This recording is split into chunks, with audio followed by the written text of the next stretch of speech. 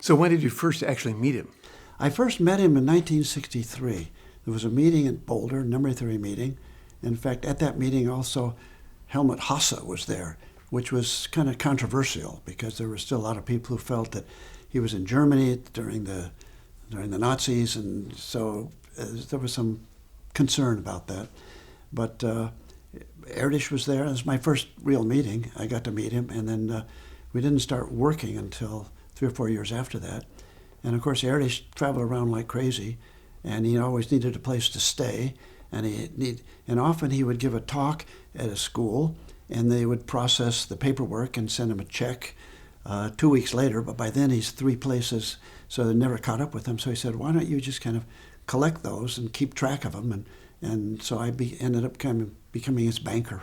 So that seemed like that happened fairly early on. Why did he choose you?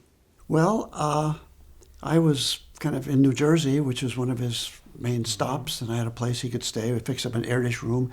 He needed his own bathroom, a telephone, and access to the refrigerator. And so we had all those things. In those days, Erdös was one of the few people who could still go in and out of Hungary.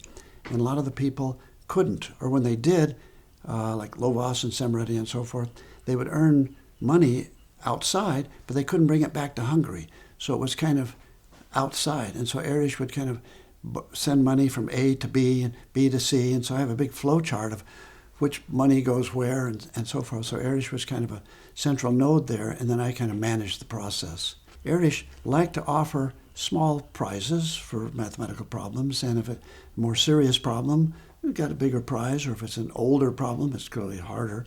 He offered kind of rashly, he said, $10,000 for a problem about the gaps, the large gaps between consecutive primes. And he said it was kind of a rash offer, but it's now recently been solved. And so I'm kind of on the hook. I didn't promise to do that one. This was, James Maynard, and he did independently Terry Tao and Ben Green and Kevin Ford. And So does the account with the money, did it have enough to pay it does, yeah. He left some money just in case of this emergency. Now, he also wrote some checks. You'd have his check signed by Erdös, suitable for framing, we like to say, but often people cashed them anyway. But I think I ran out of those. So Tell me more about the Maynard Green solution. How will the money be allocated? Maynard also was involved with the small gaps, which is the Zhang-Yitang, and so he's clearly a very, very bright guy. And so I talked to Maynard. I said, "Look, you did it independently with Green and Tao and so forth, so I'll give you half, and the other half I'll give to the other team."